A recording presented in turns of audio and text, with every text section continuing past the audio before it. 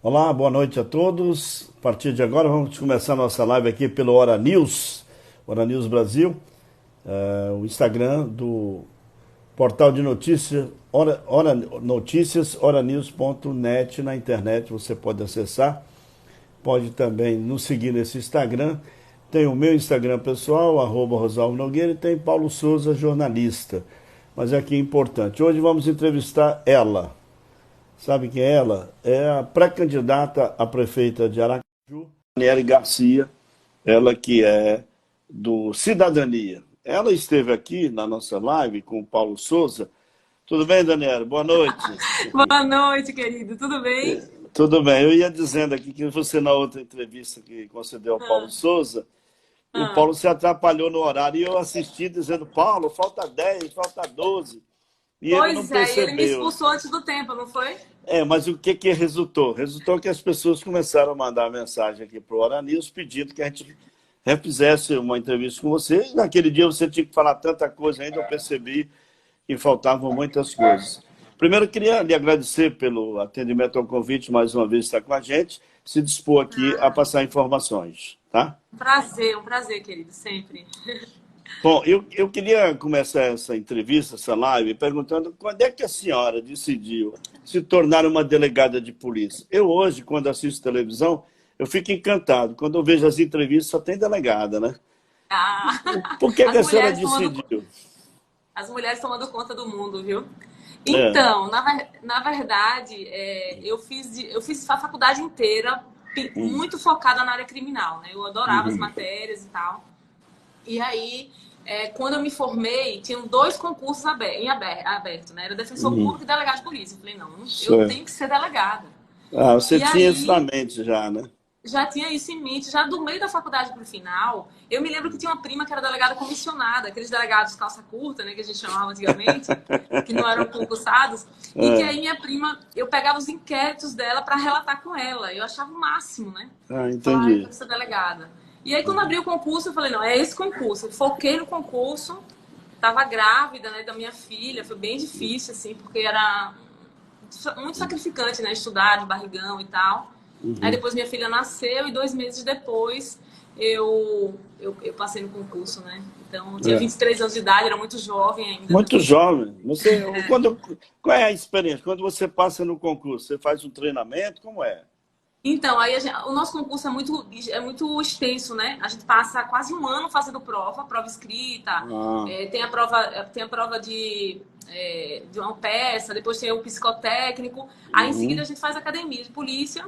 sei. E a minha academia durou 5 meses. Então foram 5 meses de academia de polícia. Aí sim a gente faz seu treinamento de tiro, né? De investigação e tal. E Uhum, depois a gente volta para fazer uma prova oral de uhum. direito. E aí sim a gente obtém a nota final do concurso. Daniela, a gente critica muito, como jornalista, a gente critica a polícia, critica todo mundo. É o papel nosso também de fazer a crítica. Claro que sempre construtivo. Às vezes tem outros que exageram.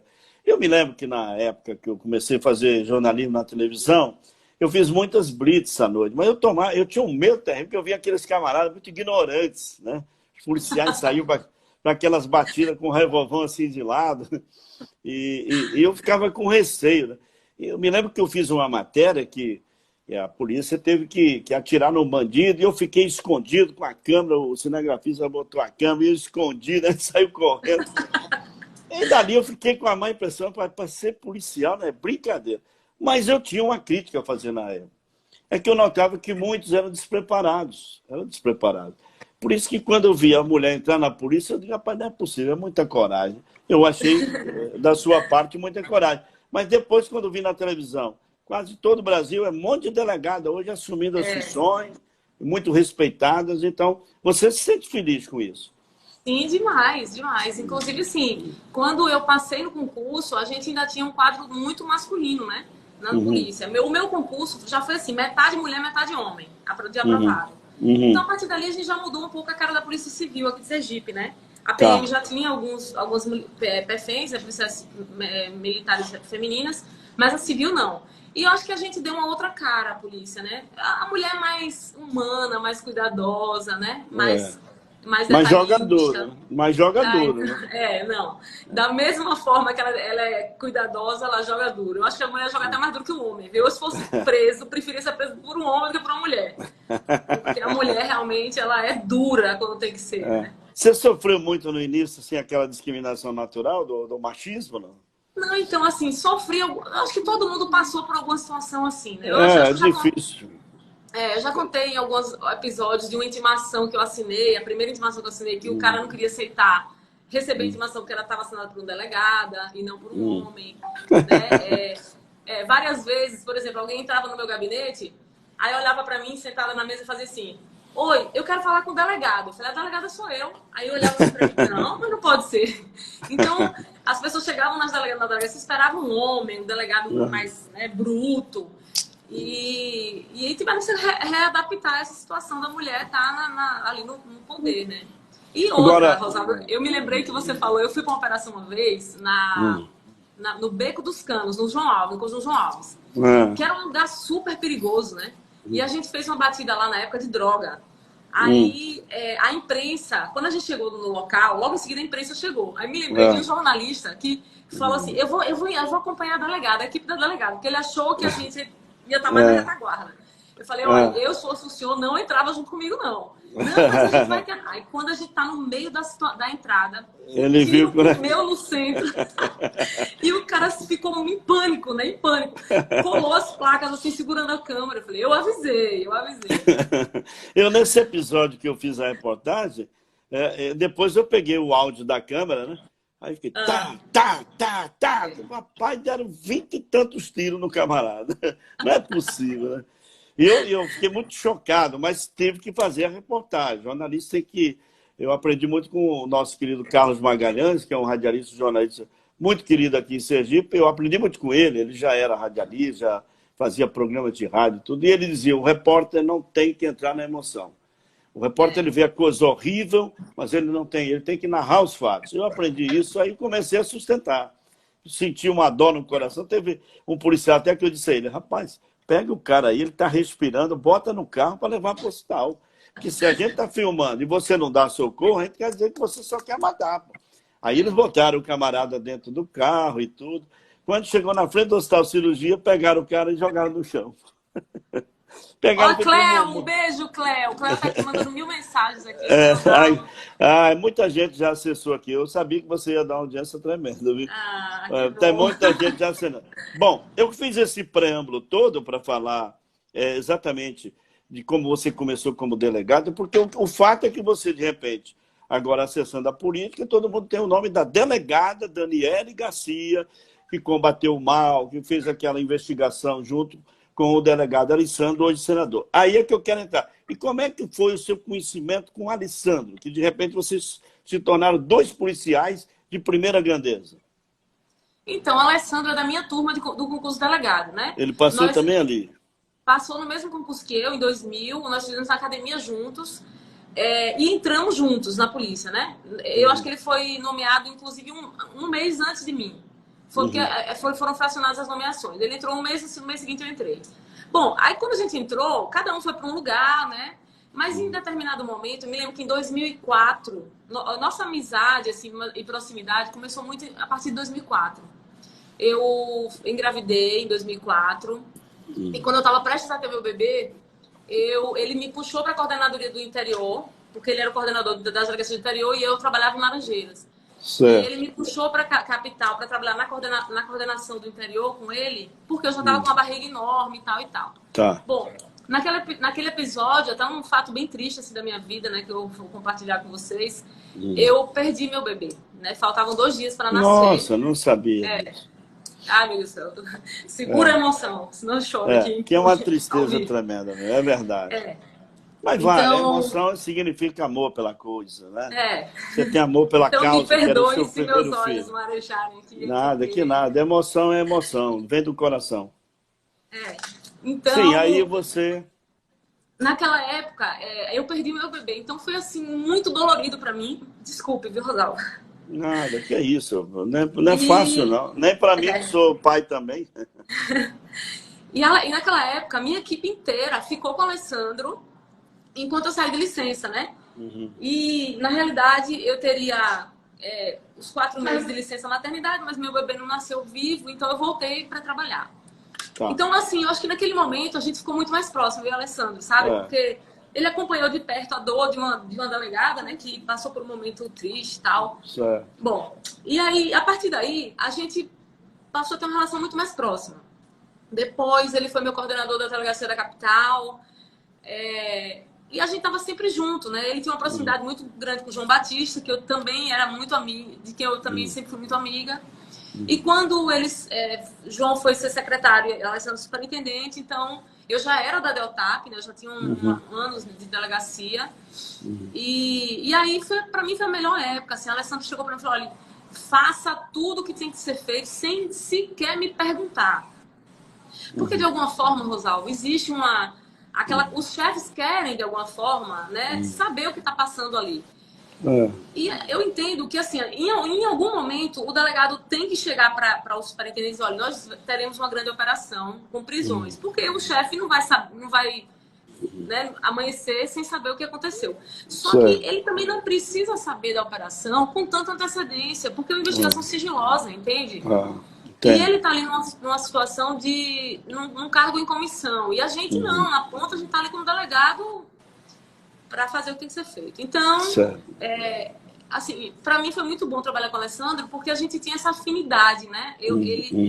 Com o Alessandro eu podia trocar todas as informações, porque eu sabia que ele diria, não, faça o que tem que ser feito, né? Pronto. Então, por isso. Agora, Rosalvo, tem uma coisa que me deixa muito triste. Eu vou até entrar num assunto, assim, que é o tema da nossa live, né? A mulher, o papel da mulher, né? Eu fico muito triste com algumas... Você vê, quando eu decidi entrar na política, a primeira coisa que inventaram é que eu não conseguia gerir minha casa, porque o IPTU estava atrasado, né? E tudo aquilo. Mas isso é maldade mesmo. Assim, isso é maldade. Isso entristece qualquer pessoa de bem. Qualquer um. Mas assim, eu fico triste porque, poxa vida, eu sou tão guerreira, sabe? Eu sempre batalhei tanto por tudo. E ver esse tipo enfim, depreciação à minha pessoa como mulher, né? Só que aí agora a gente se depara de novo com esse tipo de comentário. Então, por exemplo, fizeram um meme essa semana. Eu com a máscara, tirava a máscara, era Alessandro. Como se eu não pudesse ter opinião própria, né? Como se eu fosse manipulada por Alessandro. Então, assim, isso me entristece, mas ao mesmo tempo que me entristece, me dá ainda mais força, entendeu? Para mostrar para que eu vim para esse mundo. Não vinha passeio. Eu vim, tá? Então, a gente entende tudo isso que você está falando, e eu queria até pedir permissão a você para dizer uma coisa. Eu tenho 63 anos, vou fazer 64. Eu não sei nem se eu tenho idade de ser seu pai, talvez. Talvez você é tão nova ainda. E aí, quando você vê uma pessoa... Eu falo com segurança, as pessoas que me conhecem em Sergipe, na imprensa e tudo, esses donos de rádio, televisão, quiser botar para fora, me bota, não tem problema. Porque a convicção de caráter de uma pessoa tem que vir da alma, vem da minha família, da meu pai, da minha mãe que me ensinaram. Então eu não mudo. O que a gente sente, sabe o que é? Você pertenceu agora recentemente ao Ministério da Justiça com o ex-juiz Moro. E o que é que eu senti? Quando eu vi o Moro sair, eu senti isso na minha pele. Eu fui secretário de comunicação aqui da Prefeitura de Aracaju. E aí, aqui é uma coisa bem pequenininha em relação à presidência da República, ao Ministério. O que é que eu queria colocar para você, porque você tem essa alma pura, quer entrar na política, fazer o bem, e você já pôde sentir um pouquinho. Começou esse seu desabafo já. Eu senti isso também. Quer dizer, olha, aquele religiosinho já é malandro, já entrou no esquema. É tudo assim. Então, eu me preparei, é porque eu aprendi, sabe? Eu aprendi, por isso que eu estou te dizendo isso com segurança. É colocar na mente e no coração o seguinte, vai ser assim, quem não gostar me tira, eu saio de prefeitura, entrego o cargo. Porque eu coloquei isso na minha mente. Quando se fala em pessoa cristã assumindo o cargo público, eu olho assim e digo, meu Deus do céu, que diferença. Jesus não faria isso. Tem que ter posição, postura. Então, quando eu fui pedir demissão ao prefeito, eu disse bem assim, prefeito, eu agradeço, mas eu não vim aqui para enxugar gelo. O que é enxugar gelo? Nada, não fazer nada. Eu vim aqui para mudar. Disse ao senhor, quando o senhor me convidou, que eu era um técnico, um profissional, e que ia trabalhar com coerência. E que não tinha medo da minha própria categoria, a imprensa. Porque quem não deve, todo mundo já sabe disso, não tem. Mas eu Exatamente. passei 1 ano e 8 meses, minha amiga. Mas quando eu fiz as mudanças, aí, minha amiga, é abelha para todo lado, besouro. Então, quem entra na vida pública, eu estou te falando já como orientação até. Se você amanhã se eleger prefeito, você tem que se juntar com técnicos, e não é só técnicos de caráter e que tenham respeito ao ser humano. Porque se o líder maior... Olha aí o que aconteceu com o ministro Moro. Todo mundo está esculhambando o Moro, eu não. Quer dizer, o rapaz que prendeu os maiores líderes políticos desse país, corruptos, esquemas, organizações dentro de um governo federal, e agora o rapaz tomou posição, foi para essa reunião que ele pediu aquela gravação, que na reunião ele já se sentia ameaçado, e é assim mesmo que acontece, Daniela. Você já sentiu isso, você foi delegado, estava numa investigação com o Alessandro, o que o governo fez? Tirou ele e você. Então, quem quer fazer o bem não pode tirar a pessoa de bem, rapaz. Que é isso? Só para lhe acalmar um pouco. Não, mas você já sabe. Assim, o professor Onésimo aqui me perguntou. O professor Onésimo foi nosso professor lá na academia, Nossa, inclusive. Ele me falou, ele me disse. Um querido, um querido. E ele Homem pergunta aqui bom. assim, um homem bom. Ele perguntou aqui, Daniele, qual o objetivo maior em se tornar prefeita? Sabe qual é o meu objetivo maior, Rosada? Eu vou te falar. Juro, é fazer o que tem que ser feito. Me indigna tanto. Entendeu? Eu fico tão indignada de ver as coisas não acontecerem da forma correta. Meu Deus, qual é a dificuldade que as pessoas têm de fazer o certo? Entendeu? Né? Então, assim, é muito angustiante. Era muito angustiante para mim. Na polícia, eu vou lhe falar, a minha maior angústia era receber milhões de denúncias e não dar conta de tudo. Porque nós somos humanos, né? Eram os 3 delegados. Então, era praticamente impossível dar vazão a todas as denúncias. Mesmo assim, a gente se desdobrava em 1000 para atender o máximo possível. Então, assim, e na política? Poxa, na política, se você está bem intencionado, se você tem caráter e trabalha com a ética, você tem como fazer muita coisa. Então, é nisso que eu aposto, sabe? É nisso e não que eu mudar isso. E não mudar. Não, o que é que eu não mudar? Quem muda é porque não tinha caráter. Exato.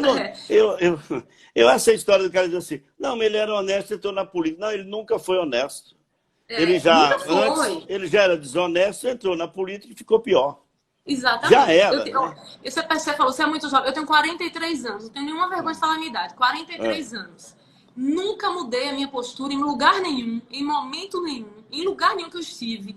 Então, assim, eu aposto que meu traço de personalidade, entendeu? Vai me sustentar para poder fazer o que tem que ser feito. E se por um acaso, de alguma forma eu errar, porque eu também sou humana, né? Claro. Se eu errar, obviamente, e lhe garanto que eu posso errar sem nenhuma intenção de errar, porque às vezes a gente erra porque, enfim... É ser humano. Que as pessoas que eu não permaneça naquele local, entendeu? E as pessoas precisam entender que não pode... No primeiro erro já vai julgando. Tá vendo aí? Aí hoje em dia, com essas fake news do diabo, aí é pior. Então, o que eu faço é o seguinte, às vezes eu fico pensando, por que eu ainda estou fazendo rádio? Por que eu ainda estou no meio? Por causa disso que você está falando. Eu já tenho 2 filhos, uma filha com 40 anos, eu tenho uma neta e tenho um filho com 31 anos. Então, no meu coração, tá assim, já realizei o que precisava. Eu eduquei, coloquei eles na caminhada do bem comum, eduquei eles na religião, eles são tementes a Deus. Tem uma companheira que está comigo há 41, vamos para 42 já. Então, eu tenho convicção do que eu sou, do que eu consegui, do que Deus me fez. Então, o que eu quero mais? É dinheiro, é poder? Eu não quero mais isso.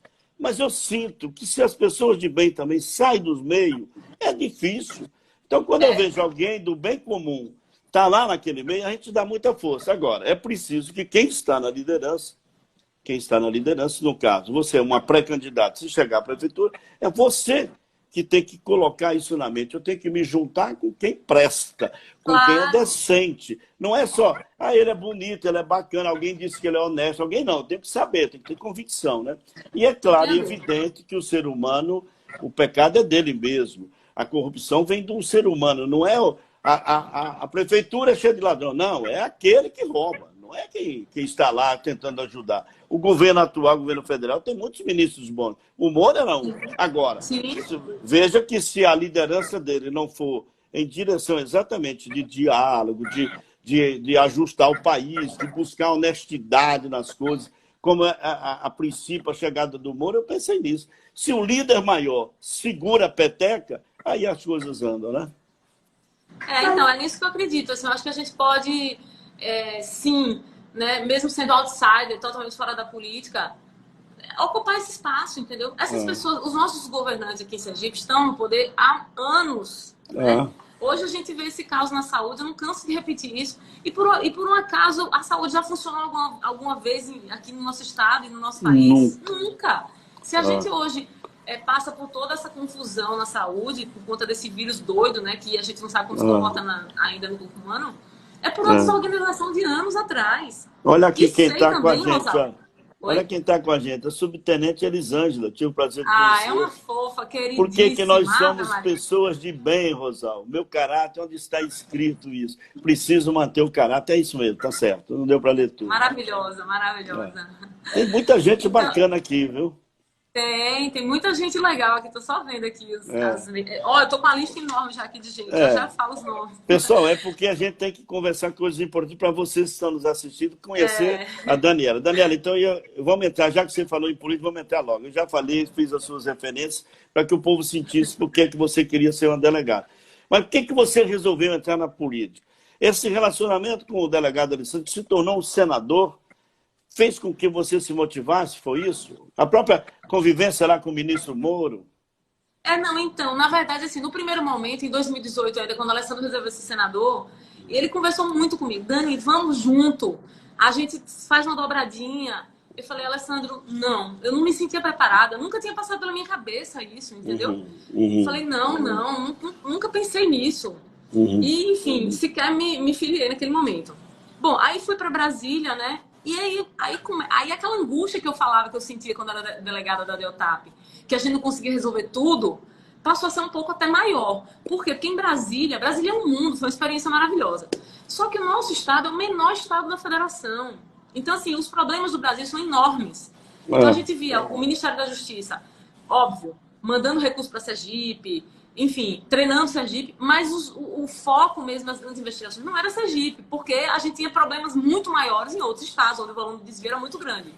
Então, isso me angustiava, Rosalba, de um jeito. Eu falava, meu Deus do céu, eu achei que, estando aqui em Brasília, pudesse fazer mais pelo meu estado, né? Mas não era bem assim que acontecia. E não por falha do MJ, entende? É tanto problema para resolver que você tem que... É o país inteiro, né? Exato. Então, assim, aí eu comecei a passar a pensar mais nisso, né? E algumas pessoas lá de Brasília mesmo diziam, Daniele, se as pessoas boas não ocuparem esses espaços, as mesmas pessoas que estão no poder há anos vão continuar. Então, a gente precisa, né, entrar nesse embate. Então, eu assim, falei, eu acho que... Eu tava, assim, ó, em Brasília, num cargo maravilhoso, viajando o Brasil inteiro, dando treinamento. Ou seja, para mim, a minha vida pessoal estava muito tranquila, né? Olha como eu saio da minha zona de conforto. Então, ninguém imagine que... O que está por trás disso? Assim, é ideológico mesmo, sabe? Aquela vontade de fazer alguma coisa. Porque, sinceramente, eu perdi a minha paz, né? Eu perdi a minha tranquilidade em casa. Eu não estou atrás de dinheiro, eu tenho um cargo. O meu salário de delegado é maior do que o salário de prefeito. Então, tipo, não é atrás de salário que eu estou. É por acreditar que a gente pode fazer diferente. Então, foi isso que me fez, assim. E foi bom, sabe, Rosalba? Eu não me arrependo de não ter passado das eleições de 2018, porque lá atrás, realmente, eu não me sentia preparada para isso. Hoje é diferente. Hoje, as coisas foram sendo maturadas ao longo do tempo. Foram muitas conversas com o Alessandro lá em Brasília. A gente almoçou muito junto lá no Senado. E naquela oportunidade, a gente conversava muitas vezes. Milton sempre me incentivou muito. A própria Emília, né? Emília Corrêa. Exatamente. E aí, enfim, eu decidi, né, vir. Agora sim, saibam todos, estou vendo várias pessoas mandando mensagens de carinho, fico muito feliz. E, na verdade, são essas mensagens e essas pessoas que me dão força para continuar. Porque não é fácil. Não é fácil. Não é fácil entrar na política pelo simples fato de a política ser complicada. E pior, não é fácil entrar na política sendo mulher, né? Sendo mulher, você sendo o tempo inteiro. A gente tem que provar muito mais, entendeu? Que a gente é capaz, que a gente pode, porque partem do pressuposto sempre que a gente não tem força, que a gente está sendo manipulado por alguém, que tem alguém por trás da gente que... Enfim, é muito ruim isso tudo, né? Mas tanta gente participando. O professor Onésio já mandou dizer que você é uma mulher segura, tem um DNA daqueles, né? É muita Professor, gente. o senhor, Olha, o quem professor acessou, é suspeito, viu? Que a gente ficou muito amigo na academia. quem acessou agora aqui foi a Sheila Galba, né? Que é uma mulher de peito mesmo, corajosa, está lá Sim, naquele Sheila Gal. movimento Mulheres de Peito. Muito obrigado. Inclusive, Rosalvo, doutor Pode Emerson falar. aqui também, um beijo grande. Doutor Mas eu Emerson, só muito uma observação obrigado. com Sheila hoje. Hoje eu vi o Instagram de Sheila, fiquei muito Eu vi triste, né? também, eu vi. Perdemos mais uma pessoa com câncer pela falta de tratamento. Isso é uma vergonha, gente. Isso é uma vergonha. Agora você veja o muito que é, triste. já quem está entrando. Então, você se aliou, o senador Alessandro, o delegado, porque muita gente, o povo, eu vejo gente aqui criticando o delegado, o senador, eu votei nele, mas já estou decepcionado, que ele botou a Polícia Federal para Rodrigo Valadares. Não foi ele que botou a Polícia Federal. Não. Ele teve uma denúncia, é que A as Adriana, né? A pessoas não se Adriana sempre, ela informam. sempre entra nas lives falando sobre isso. Na verdade, é exatamente isso, Rosalvo. Olha, Rosalvo, quando o Alessandro fez a denúncia na PF, né, não houve nenhuma citação de ninguém. A investigação correu toda pela Polícia Federal. Você entendeu? vai procurar quem é que está fazendo essa fake para me desmoralizar. Você tem que saber, né? A denúncia Exatamente. é feita, agora quem apura é a polícia, né? Exato. Você é E a delegado e gente sabe disso. Exatamente. E a gente não tem nenhuma ingerência sobre a Polícia Federal, meu Deus do céu. Entendeu? Bom, Tanto que no dia da operação foi uma surpresa para todo mundo. Nem o Alessandro esperava. Porque, né? Então não existe isso da gente manipular nada. Pronto, é por isso que eu fiz questão de relatar um pouco do que eu passei em política também, para ver se as pessoas... Não é possível que o eleitor não raciocine. A não ser que ele seja apaixonado pelo político, seja doente, porque tem uns eleitores que se tornam doentes, fanáticos, isso é terrível. Não estou dizendo isso com você, Adriana, mas assim, são muitos, lá na Jovem Pan acontece a mesma coisa. Não procura saber. Por exemplo, o senador Alessandro, não vou defender, vou apenas dar a notícia, foi o relator para aumentar de R$200 mil para 600 essa ajuda aí que os pobres estão recebendo. Pelo governo federal ia ser só 200. Ele relatou o projeto. Então, as pessoas precisam saber o que faz o senador.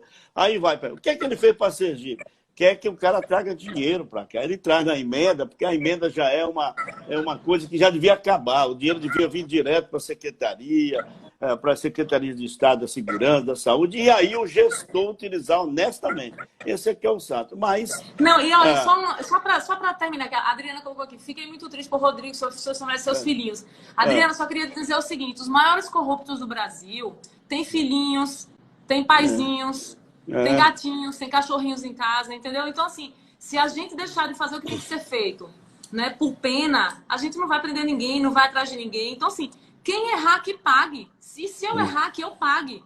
Né? Não, isso é isso. A gente não vai trabalhar por pena de ninguém. Quando a gente fala na justiça e no bem comum, eu me lembro que eu falava muito para os meus irmãos. Eu tenho 4 irmãos, 3 homens e uma mulher. E eu dizia assim, olha, o irmão de vocês é jornalista, já é um cara crítico, eu, claro, vou ocupar um cargo público, eles vão meter o pau em mim. Então, uma coisa que eu gostaria de pedir a vocês, pelo amor de Deus, não façam coisas erradas. Não entre em malandragem, porque se der, a manchete sai no jornal, é irmão do jornalista Rosalvo Nogueira preso. É assim que fazem, né? Então, se vocês não me protegerem, vai queimar a mim. Agora, eu tenho que fazer as minhas coisas como meu pai me ensinou, e cada irmão faça o seu também. Porque se na hora de ser o seu irmão cometeu um erro, e aí, Rosalvo, ele vai preso e vai responder na justiça, como qualquer outro. Paciência, paciência. A dor no coração é uma outra coisa. Minha mãe, que era uma mulher cuidadosa nisso, pensava muito, amava os filhos todos. É assim, a mãe e o pai não querem ver filho nenhum na criminalidade, fazendo isso. Mas deixa eu continuar. Vamos lá. Você decidiu, então, entrar na política, você é pré-candidata a prefeita, e agora vocês estão nesse processo de pandemia, está dificultando a pré-campanha, né? Muito, né? Dificulta porque a gente vê o prefeito, o governador na mídia o tempo inteiro, né? Com obras eleitoreiras e marqueteiras o tempo inteiro, e a gente tendo que fazer um jogo difícil. A gente participa das lives, a gente movimenta as redes sociais, mas é muito pouco frente à quantidade de pessoas que eles acessam, né? Por conta de estarem na mídia o tempo inteiro. Então é um jogo totalmente injusto. Mas, por outro lado, Rosalvo, eu acredito muito que as pessoas acordaram, entendeu? Eu vejo até pelo engajamento das minhas redes sociais, como as pessoas participam, como as pessoas me procuram para denunciar as coisas. Eu até fico um pouco angustiada, porque da mesma forma como quando eu era delegada, eu fico assim enlouquecida para dar vazão a todas as denúncias que nos chegam e infelizmente não consigo, né? Sem contar que, como eu estou afastada da polícia, então eu não estou na minha atividade policial, né? Na verdade, quando eu recebo essas denúncias, a nossa ajuda é provocando os órgãos de controle, é expondo as situações, entendeu? E é aquela coisa aquela certeza que eu tenho de que cada um de nós tem que ser o cidadão fiscalizador. Cada um de nós tem que ser um delegado fiscalizador. Eu vou te né? interromper um pouquinho, porque eu tenho que registrar. O meu pai e a minha madrasta, a Júlia, estão lhe assistindo, viu? Entusiasmado. Porque meu pai tem 87 anos e ele fica naquela, meu filho, mas tem político honesto e tal. Ele achava até que eu devia entrar na política. Meu pai, seu filho vai entrar numa bomba dessa. E aí ele está assistindo, 87 para ele já foi tanta coisa, mas ele também tem esperança que um dia mude, que as coisas mudem no país. Ele é sonhador, meu pai, tá certo, né? Que bom. E eu queria deixar um beijo pro seu irmão, Valtinho, que na minha live passada participou também. Hoje eu não estou vendo por aqui. Mas ele vai estar. O Walter você já conhece. O Walter, você tem ideia, eu vou ter que dizer isso mais uma vez publicamente, o Walter é o meu fiscal. Ele é o meu terceiro irmão. Mas ele é um cara assim, que fica me ouvindo no rádio, ele me via na televisão, aí ele ligava para mim e dizia, rapaz, você exagerou, você tem que ter cuidado, porque você fala uma coisa e as pessoas sabem que você é um cara de credibilidade, tenha cuidado, a pergunta que você fez foi um pouco agressiva. Quer dizer, esse é um irmão bom, que me instrui, que me orienta, e é mais novo do que eu. Ele entrou aqui, estou aqui. Um beijo, Valtinho. Olha, o doutor Ricardo Scandian, que é filho do Carlos Magalhães, é do Conselho Federal de Medicina, também entrou aqui, dizendo que precisamos de gente nova na política, de pessoas boas. O doutor Daniel, Ricardo assistindo a nossa live, então, né? Doutor Ricardo Scandian, um onésimo aí. Prefeito deve ser gestor, empreendedor, que lidere projetos em favor da cidade. Tá vendo? O onésimo é bom. Bom, então muita gente... Deixa eu só mandar um beijo para ele. Vá. Pode falar. Não, vai, pode falar. Depois eu falo, que está anotado já aqui. O Malone, meus fãs. Malone Pira está dizendo, não precisamos de heróis, precisamos de projetos. Daniele sempre procura expor seus projetos. Bacana isso também, né? É o que as pessoas querem, né, Daniela? O que eu percebo é isso. As pessoas querem dizer que aquilo ali é um homem de bem, ele é correto. Ele pode errar, mas ele só faz as coisas para acertar. Sem essa de interesse. Assim, os projetos, né, passam muito pela escolha das equipes, né, pela escolha de uma equipe técnica. E é isso que a gente vem fazendo, sabe, Rosalvo? A gente trabalha quase que diariamente no nosso projeto de governo. Quase diariamente a gente tem reuniões com técnicos especialistas da área de mobilidade urbana, da área da saúde, da área da educação, entendeu? Então, assim, procurando realmente entender a fundo cada uma dessas áreas, montando o nosso plano. A gente não está de brincadeira, a gente não está querendo passear e brincar de ser prefeito. Não é isso que a gente quer. Né? A gente quer realmente transformar a nossa cidade na melhor cidade do Brasil. Nós temos o menor estado da federação. Nós temos uma capital linda, né? A gente tem que ser referência para o Brasil. É verdade, é verdade. E Aracaju... Edivaldo, um beijo, meu querido. Edivaldo manda milhões de mensagens nas minhas lives. É maravilhoso. Você está tendo uma audiência tremenda, tá vendo? Em todo lugar que você vai, um pouco. Mas olha só, a gente estava falando de uma pré-campanha difícil, porque o prefeito, quer queira ou quer não, está na mídia, ele está recebendo os recursos aí agora para gastar sem licitação. Quer dizer, a licitação já é apenas um orçamento, não precisa fazer aquela coisa toda pela Lei 866. Quer dizer, então, há uma certa vantagem. Mas você que é uma delegada sabe também que essas coisas precisam ser acompanhadas, né? Sim, então, na verdade, a gente precisa... Tá essa mídia toda em cima da atuação do prefeito, do governador, o dinheiro chegando, né? A gente cobra fiscalização, eles se doem, acham ruim, porque a gente tá mandando todo mundo olhar e fiscalizar. Né? A gente precisa estar o tempo todo provocando os órgãos de controle, para que os órgãos de controle determinem as coisas. Então, assim, eu tenho a sensação que as coisas são invertidas, sabe, Rosalvo? Que estava todo mundo tão acostumado em gastar o dinheiro público sem dar muita satisfação, que a nossa pré-candidatura veio mexer um pouco no jogo, sabe? Eu tenho essa sensação. Então, e isso causa um desconforto enorme. Então, me atacam de todos os jeitos, né? Que eu nunca fui gestora. Peraí, eu nunca fui gestora? Como assim? Eu faço a gestão da minha própria casa, ao contrário do que quiseram dizer no passado. Eu fazia gestão de delegacias, comandava equipes enormes. E tem um detalhe. Vamos pegar o nosso prefeito Edivaldo Nogueira. Quando Edivaldo Nogueira foi ser prefeito, para o candidato a político, ele geria o que antes? Ele foi gestor antes? Né? Não. Então, não, tipo assim, eu acho que as pessoas têm que a gente precisa estar bem intencionado, ter caráter, entendeu? Ter coragem. Coragem, para mim, é a palavra mais importante. Porque tem decisões, Rosalvo, tem decisões na política que perpassam necessariamente pela coragem de fazer. E nem todo mundo tem. E por vários motivos. Às vezes não tem, porque lá atrás foram feitos tantos conchavos que lá na frente você não tem como tomar as decisões. Você está amarrado numa situação lá atrás, entendeu? Então, assim, eu tenho a tranquilidade de dizer que eu estou aqui limpa. Eu não tenho acordo com ninguém. Até mesmo Alessandro Vieira, meu amigo, meu colega delegado, hoje senador da República, né, e do mesmo partido, mesmo Alessandro, nós divergimos diversas vezes em opiniões. Muitas vezes ele é favorável a alguma situação e eu sou completamente contrária. Isso faz parte do jogo, né? Claro. Então, é essa isenção e essa lisura que a gente precisa para poder fazer uma boa política. Bom, você fala isenção e lisura, me agrada muito. Eu fiquei imaginando, se você se tornar prefeito, aí nós vamos ter... Você já vai assumindo com dívida, vai ter muito pepino, gastou-se muito, o prefeito atual já pegou um empréstimo de 300 milhões e vem empurrando aí com a barriga e tal. E agora chegam os recursos liberados com o coronavírus, mas daqui a pouco a gente fica, cadê o dinheiro? Fez o quê e tal? E você assumindo, como é que vai fazer? Você vai fazer uma auditoria na prefeitura? Todo mundo pergunta aos candidatos, o senhor vai fazer uma auditoria? Quando chega na hora, rapaz, é o seguinte, isso aqui, não mexa nisso aqui. Aí o seu colega que faz parte do grupo, do partido, Daniela, melhor deixar isso para lá, não vamos caça às bruxas. Não, não é caça bruxa, não, é caça malandro. Caça bruxa. Exatamente. É passar limpo o que tem que ser passado a limpo. Certo. Porque você pode pegar uma licitação antiga, olha, isso aqui foi superfaturado. Rosalvo, eu vou lhe dar exemplos simples. Por exemplo, hospital de campanha, certo? Certo. Aí me vem o Ministério Público Estadual dizer que está tudo legal. Peraí, tudo bem. Formalmente pode até estar legal, mas tem um detalhe.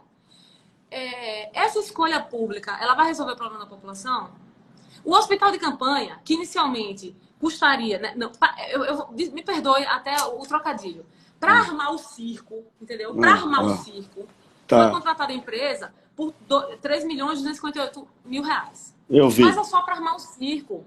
Porque para o circo funcionar, tem uma série de outros gastos. Então, o hospital de campanha, nos meus cálculos aqui, com dados pegos da Secretaria de Saúde, já está custando R$8 milhões. Sabe quanto é que custa uma UPA no Rio de Janeiro, uma cidade grande? R$1,5 milhão por mês. Vejam. Então, assim, quando a gente fala passar limpo, não é só passar limpo. Passar limpo, isso é dever de qualquer administrador. Impedir que essas coisas aconteçam. Mas, num segundo momento, tem um ponto que é importantíssimo. A escolha pública que o administrador está fazendo, né? Essa escolha ela tem que atender a população e não interesses particulares. Olha aqui o que diz o Valmor. Ó. Doutora, tem uma denúncia hoje. Uma pessoa passou mal, foi levada para o hospital do Augusto Franco, que é a UPA de lá, de manhã, até 20 horas e não foi atendida, porque o teste Covid-19 acabou. E essa gestão é uma vergonha, segundo ele. Agora, tudo que você estava falando, reforça o que eu sempre disse. Olha, nós tínhamos a maternidade Odete Falcão Batista. O governo está alegando que vai abrir agora. Tínhamos o Hospital da Polícia. E será que a prefeitura não tinha outras áreas, ginásio de esportes e tudo? Para ter um ginásio de esporte lá no Augusto Franco, tem outros ginásios que você podia equipar, comprar UTI. Rosalvo, a própria UPA do Fernando Franco, a Zona Sul, tem um espaço que poderia ser construído ali. E ali ficaria, né, para continuar sendo ocupado pelo município. Agora, você montar um circo num campo de futebol sem UTI, sabe o que vai acontecer? As pessoas vão para o circo, não vão ser atendidas, não vai ter teste, e se piorar, vai ter que ser encaminhado para uma UTI. do Para ver Estado. se Então, tem, né? Para ver se tem vaga, né? Hoje nós já temos 90% das UTIs ocupadas no nosso É Estado. terrível. Hoje, É isso que eu né? acho. Eu acho que o governante tinha que preocupar em comprar exatamente as EPIs e equipar de UTI. Então, se ele tivesse feito, por exemplo, uma obra dessa, você tendo dinheiro sem precisar muita burocracia, contratar uma empresa para fazer em 15 dias um prédio e equipar, seria mais fácil do que você gastar só para criar aquela estrutura. Que vai ser jogada fora, né? Depois vai ter que desmanchar Depois tudo. não tem utilidade nenhuma. O dinheiro vai 3 embora. milhões e meio, você fazia tanta coisa, pelo amor de Deus. É brincadeira. Eu Quer ver eu outra sou coisa crítico. quer ver outra coisa que eu vou citar para vocês? Eu tô aqui. Isso porque a gente passa o dia fiscalizando aqui, viu? A gente verificou aqui uma compra de EPIs, né? Que são os aventais TNT e as botas. Vejam, eles compraram aventais, né? Porque a reclamação maior da classe dos profissionais de saúde é exatamente a falta de EPIs. Isso está sendo divulgado o tempo inteiro, né? Não sou eu que estou inventando, que estou dizendo, são os próprios profissionais de saúde que falam o tempo inteiro. Então, eles fizeram uma compra agora de aventais numa importadora, uma empresa importadora. Compraram 100 mil aventais e 200 mil botas. Vamos para o avental. 100 mil aventais ao preço unitário de R$20 numa importadora. Vejam, nós temos aqui em Sergipe diversas empresas que se reinventaram para continuar funcionando. Então, nós temos a Altenburgo, que era uma empresa que funciona em socorro, que era de cama, mesa e banho, que hoje está fazendo máscaras. Nós temos a Mila, que é uma empresa de móveis, que era de móveis escolares, hoje está fabricando móveis hospitalares. Nós temos a Trust North, que é a empresa que está fazendo avental hoje aqui. Então, vejam. Então, soluções caseiras, né? Soluções caseiras. O avental de TNT, com as mesmas especificações daquele que foi adquirido pelo município, fabricado aqui no nosso estado, custa R$18. Aí você fala, não, Daniela, mas são R$2 só. R$2 no montante de 100 mil aventais. E outra, e o preço Prestigiaria o nosso comerciante da casa, a indústria da casa, né? Poxa vida, a gente fala tanto isso, compre no mercadinho do bairro, na padaria do bairro, vamos prestigiar o comerciante local. E os nossos governantes, né? Estão tendo que comprar fora, respiradores, vão pegar na China. Ah, mas os produtos estão ficando... Gente, a gente tem quem fabrique aqui, né? Nós temos indústrias e fábricas aqui do nosso estado que estão se reinventando para poder sobreviver, para manter os empregos. Então, por que a gente não dá vez a essas pessoas? Então, é isso que me indigna, sabe, Rosalvo? Ver o descaso, ninguém tá nem aí. O dinheiro chegou, vamos gastar, gasta. É assim. Aí eu penso exatamente, se você chegar ao cargo de prefeita, aí todo mundo fica, bom, ela é delegada e tal, ela vai investigar. Você não vai investigar, você vai ser a gerente, vai ser a gestora da prefeitura. Mas claro que com a sua experiência de polícia, vai dar para ver muita coisa errada que aconteceu. Primeiro, para a senhora corrigir e punir quem fez o errado, né? Sim. Seria isso? E é o seguinte, Cabalmintas aqui, um beijo, Cabalmintas, obrigada pela audiência. Olha, eu acho assim, sabe, Rosalvo? Eu não sei por que assusta tanto eu ser delegado. Porque, para mim, o fato de eu ser delegado só assusta bandido, né? Primeiro ponto. Não é verdade? Eu tenho vários amigos, eu tenho relação de amizade com tantas pessoas, e tipo assim, as pessoas até esquecem que eu sou delegada. Quem lembra que eu sou delegada e tem medo é bandido, na minha opinião, primeiro. Então, vejam, se eu fosse médica, eu já até falei, se eu fosse médica e prefeita, é óbvio que o meu olhar seria um pouco mais voltado para a saúde, né? Edivaldo Nogueira, o que Edivaldo Nogueira é? Não sei te dizer, acho que ele não concluiu curso de medicina, né? Mas, não, enfim, é um ex-estudante de medicina. Ele deve ter algum interesse. Então, é óbvio que ele, como prefeito, ele se volta para... Vejam, no meu caso, não tenha dúvida que mais do que qualquer pessoa, eu tenho que estar atenta a qualquer coisa errada que aconteça na prefeitura. E isso, por um acaso, é algum problema? Para mim, isso é solução, né? Mas você... Porque o exemplo vem de cima, entendeu? Então, fale. O sonho dos eleitores é que o gestor, quando chegue lá, exponha claramente, olha, essa obra custa 20 milhões, mas por isso. Vai ter isso. Agora, vocês dizem, quanto é que foi? Não, foi 20 milhões, daqui a pouco aí faz uma estradinha pouca. Para onde foi esse dinheiro todo? Aí você vai para a saúde. Aqui eu tenho comentado e criticado, e falo com a minha experiência de vida, Quantos secretários de saúde viraram deputados federais e quando a gente vai ver, a saúde não melhorou em nada, ao contrário, deixaram rombo, dívida nesses hospitais, terceirizaram todos os postos de saúde, quase de Aracaju. Então, isso tudo para o povo é desvio, tem coisa errada no meio, né? Não tenha dúvida. A gente tem que ficar atento aos desvios, aos superfaturamentos e também às escolhas públicas, entendeu? As escolhas públicas têm que estar voltadas a atender o público. O público. Senão ele perde a finalidade. Senão perde a finalidade. E a gente torce muito e tem sido muito cri-cri com os órgãos de controle para que os órgãos de controle fiscalizem. Porque fica assim, Cabamintas, Daniele Garcia, Elber Batalha, né? Os loucos, nós somos os loucos, ficamos o tempo inteiro. Geórgio Passos, né? Que Samuel, a gente fica analisando o portal da transparência todos os dias, vendo as irregularidades, né? E o município e o estado estão assim, nem aí, estão muito tranquilos.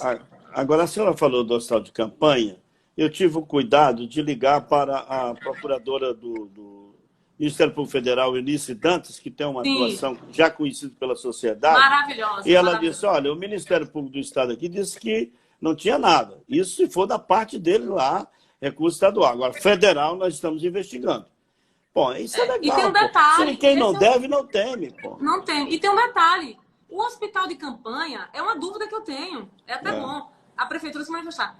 O recurso que está sendo pago, veio de onde? Esse recurso é de onde? É para uso para o Covid? Porque se for, é um recurso federal. Eles não têm que entregar nada no Ministério Público Estadual, não. Eles têm que entregar lá na Polícia Federal e no Ministério Público Federal. É entendeu? Isso. Porque eles sim têm competência para apurar. Eu estou lhe falando aqui. Eu estou lhe falando aqui porque eu conversei por telefone com a procuradora Eunice Dantas. E ela disse a mim, Rosal, pode até citar meu nome. Nós estamos investigando, sim, é verba federal, nós e a Polícia Federal. Então, essa história. O Ministério Público, o prefeito se adiantou, levou lá os documentos. Olha, não, e fizeram uma propaganda. O prefeito entregando ao Procurador-Geral de Justiça. O Ministério Público disse que não tinha nada. Tá bom, vamos aguardar. Vamos aguardar. De qualquer sorte, mesmo que formalmente não tenha nenhuma irregularidade, que eu discordo, né? Eu acho que Cabamintas e Elber Batalha na petição que fizeram estão corretos, mas vamos lá, é uma opinião. Mesmo assim, tem um detalhe. Essa escolha pública está completamente equivocada. E é isso, o tempo vai mostrar. Vai mostrar. Agora, pré-candidata Daniele Garcia, um dia desses eu conversei também com a sua amiga, minha amiga Emília Corrêa, que é vereadora, atuante, era uma pré-candidata também a prefeito, teve aquele imbróglio todo e todo mundo. Eu liguei e falei até com ela pessoalmente, olha, quem sou eu para te dar conselho nem nada, mas qual é a posição da senhora? Ela disse, Rosalvo, eu continuo amiga de Dani, isso tal. Minha posição todos já conhecem, o partido lá também já sabe. Agora, eu não posso me manifestar enquanto o partido não tomar a decisão. A senhora crê nisso aí, que ela vai te apoiar mesmo? Não, eu acredito que sim. Eu acho que eu entendo ela como, né, patriota tem que definir uma posição, né? Mas isso não abala em nada a nossa amizade, o nosso carinho. Até teve pergunta aqui a respeito disso, né? E a gente... que as pessoas ficam pensando que tem briga, né? Não, de jeito nenhum. Eu perguntei a ela, estou falando dela porque você está sendo entrevistada, mas eu perguntei a ela.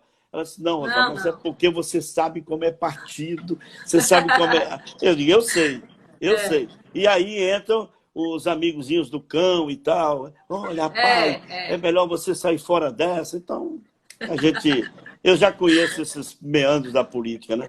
O cara tenta desclassificar. É o que eu vejo hoje com relação ao ministro Moura. Até que me prove o contrário, o ministro Moura, ao meu entender, foi um louco. Largou a magistratura, 20 anos de magistratura, prendeu as maiores autoridades políticas desse país, que todos elogiavam. Ele cometeu algum erro aqui, acolá, no inquérito, sei lá, erro, pode ter errado. Aquela gravação que liberou da Dilma com Lula, tudo bem. Houve erros. Mas na prática do roubo está lá tudo. Os roubão, tudo aqui no esquema. Você quer o quê? Então, ele fez tudo isso. Agora, eu penso que todo ser humano tem um pouquinho lá das suas vaidades e talvez o presidente deve ter dito, vai lá, que depois eu mando para o Supremo. Hoje eu soube até que ele poderia ir para a ONU, para a Organização das Nações Unidas. Só que quando você entra no poder, aí é que eu me preocupo, vejo em relação se você chegar a ser prefeito. Quando está lá no poder, as pessoas começam a puxar saco, outros começam a atrapalhar, outros começam a dizer, olha, prefeita, o Rosalvo está aparecendo mais do que a senhora, ele dá mais entrevista. E aí é aquilo que eu disse, é o cãozinho mesmo que fica tentando. Quem conhece o poder do Espírito Santo sabe que eu posso fugir desses diabos, né? E a gente foge. Mas o ministro Moro talvez foi nesse pensamento de que o presidente queria combater a corrupção, tal, e ele acabou sobrando. Não quero aqui defender nem ele, nem Bolsonaro. Agora, acho que para um homem que deixou a magistratura, juiz concursado, inteligentíssimo, preparadíssimo, todos falam isso dele, todos. Eu procurei pesquisar, não estou indo na onda da mídia. Ele resolveu sair daquilo ali, foi uma coragem. Hoje, dia desse, eu perguntei a uma magistrada, a senhora teria essa coragem?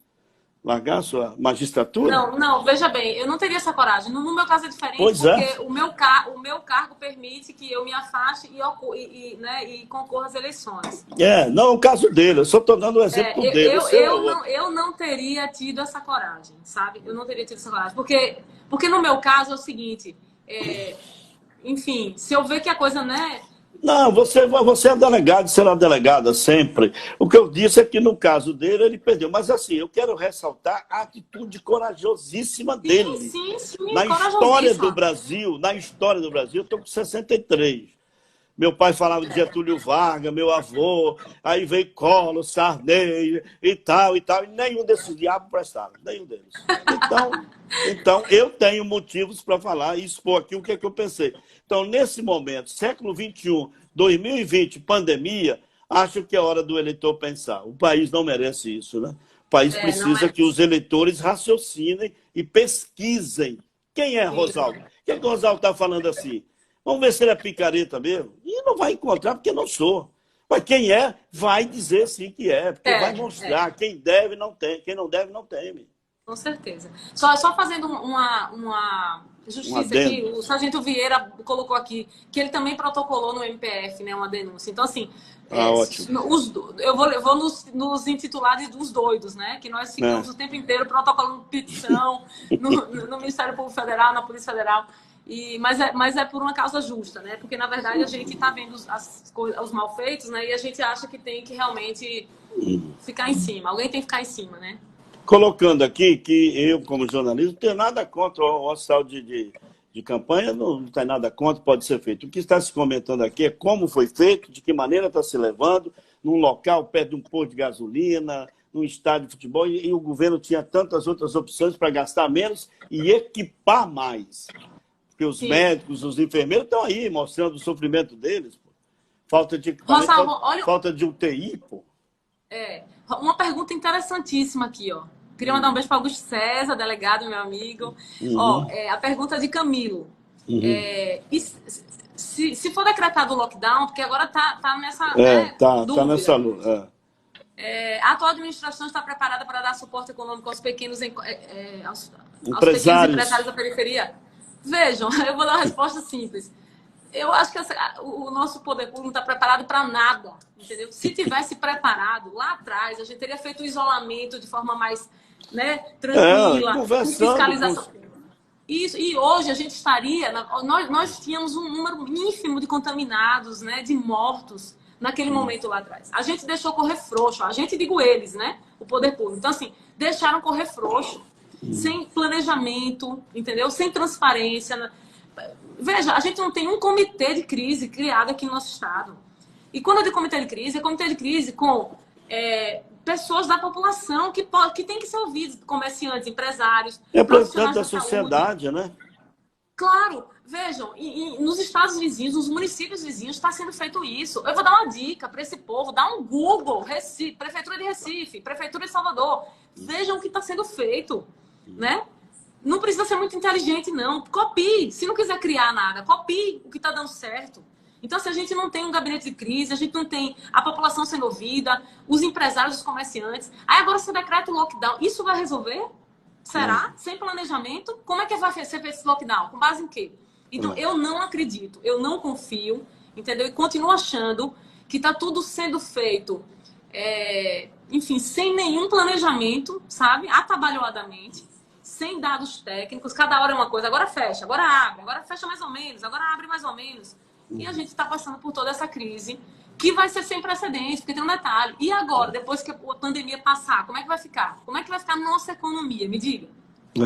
Agora, você colocou bem, acho que faltou um planejamento, principalmente de encontro com os representantes. Hoje, Sim, hoje os representantes do comércio, Conselho de Medicina, Conselho Federal de Medicina, todos fizeram notas, eu li lá na Jovem Pan, chegou agora, teve coragem, pelo menos, para reclamar. Ele devia ter feito isso antes. Se sentasse todo mundo. Você acha que a gente deve abrir essas lojas aqui com álcool gel, só entrar 10 pessoas de 10 em 10? Eu sim. estou vendo isso nos supermercados, pequenos supermercados. Eu fui aqui, e não, álcool gel, todo mundo de máscara. Então, se tivesse organizado isso, o problema é que foram tudo atabalhoadamente. E está aí esse problema, né? Pronto. Agora está todo mundo insatisfeito, né? Os profissionais de saúde, segurança pública, sofrendo com o que a gente tem de policial civil agora contaminado, policial militar, médicos, enfermeiros, técnicos de enfermagem, nem se fala, entendeu? Então, olha a confusão. Então, hoje a gente tem, vejam, profissionais de saúde, equipes desfalcadas, por quê? Porque os profissionais foram contaminados. E foram contaminados por quê? Porque não tinha API. Ah, entendi. E alguém precisava dizer que médico e enfermeiro precisa de uma API para trabalhar no meio de uma pandemia dessa? Com um vírus super contagioso? Sabe? Então, é muito descaso, é muito descaso, é muito despreparo, é muita falta de planejamento. Por isso que eu não acredito que lockdown nenhum vai resolver a nossa situação. Assim como não acredito que o hospital de campanha vai resolver nada. As pessoas vão continuar morrendo. O seu amigo o delegado Augusto, estamos em casa há 2 meses. Fique em casa que é melhor. Fique em casa. E o governo teve tempo, fez muito pouco. Isso é incompetência, ele fala aqui. Né? Se a gente Queria mandar um tá beijo pro meu amigo Erle, arquiteto, que tem, assim, se manifestado sempre. Um cara bacana, preparado. Você parece que está, pelo menos um monte, urbana e tal. Pelo que eu estou sentindo aqui, tem um monte de torcedores, são técnicos, pessoas que pensam mesmo, estão vendo o seu interesse de melhorar essa cidade e estão querendo lhe ajudar. Mas o tempo passa rápido. Da outra vez, o Paulo não deixou você terminar direitinho, mas eu vou chegar. Faltam ainda 4 minutos, dá para a gente falar mais. E uma pergunta que foi feita aqui pela Gleisi Van Cardoso, que é nossa amiga e sua admiradora. Por que não junta os delegados todos? Por que a senhora não pode se unir com o delegado Paulo Márcio, com a delegada, que é a nossa querida amiga Geolise? Há condições ou isso fica para um segundo turno? Não, da minha parte total, entendeu? Olha, eu brinco com o Paulo e com o doutor Jorlis, né? Que eu falo assim, ó, qualquer um de nós que chegar tá muito bem. Porque são pessoas corretas, sérias, né? Pessoas comprometidas, que têm uma história de seriedade na polícia, né? É aquilo que você disse, Paulo. Ninguém vira sério da noite pro dia, não. E assim, pesquise, procure saber. A gente sabe quem é sério e quem não é. Eu sempre disse isso. Ele entrou na política e virou ladrão. Já era, meu amigo. As máscaras caem. As máscaras caem. Minha mulher sempre diz, quando você vê alguém bonzinho demais, pisando em ovos, fique cuidado. Esse aqui é perigoso. E é mesmo. Eu dou tanta razão a ela hoje. Se eu tivesse ouvido ela mais do que eu ouço, se eu tivesse ouvido mais... Tá vendo você? Tem que ouvir mais a mulher, ora. Não, mas hoje eu ouço. Hoje a comandante aqui é ela mesmo. Queria mandar um beijo também aqui para Saulo Esmerim, nosso advogado maravilhoso, e Kleber Correia, que é um jovem... eu sei quem é. Nossa, eu sou apaixonada por esse menino. Eu já disse que ele é futuro senador. Pois é, eu conheci ele através de Milton. Mas, gente, é um menino jovem, tão engajado, é tão bonito de ver. Tão bonito de ver. Ele é conhecedor de política. Navarro também aqui participando. Navarro é outro rapaz bom. Outro técnico que eu conheci. Já conhecia ele há muito tempo, principalmente os pais dele. Eu fui muito amigo dos pais. E quando eu vi o Navarro na prefeitura, que bacana. É isso para perguntar. Falta só 1 minuto e 27. Você sendo prefeito... Você sendo prefeito, você colocaria pessoas, mesmo que seja de outros partidos, sendo um bom técnico? Com certeza, absoluta. Eu não tô, sabe, a minha vontade de fazer é tanta que eu quero pessoas técnicas e com boas experiências. Quem já passou e de alguma forma deu uma bela de uma contribuição, vai estar junto com a gente, sim. Não tenha nem dúvida disso, né? Porque a gente não, não é política por política. O Augusto César, seu amigo Augusto, Rosalvo, eu sou delegado, eu não quero ser prefeito, não. Daniela que vá. Augusto César, você é pré-candidato a vereador. Tem o pré-candidato a Cássio, que eu já vi aí. Tem um bocado de gente, né? O próprio Navarro também é pré-candidato. Nossa, a gente tem um time de pré-candidatos maravilhoso, viu? Adriana Malezan, minha amiga Adriana também. Adriana Malezan. Olha, Imagine você, a gente com a Câmara Municipal, com esses nomes com assim. gente de bem, é isso aí. Meu Deus, é um sonho de consumo. Daniela, Lucas 25 Aribeck veio para o segundos. time Cidadania também, né? 25 segundos para você se despedir. Muito obrigado. Ai, meu Deus. Queria agradecer demais a participação, sei que eu amei, mais uma vez. Muito bom. E que, assim, esperem uma coisa de mim só: coragem e transparência ética. É isso que eu tenho para dar. Não tenho mais nada. E toda a minha força de trabalho. Muito obrigado. Um beijo para você. Até a próxima. Né? Beijo. Obrigada.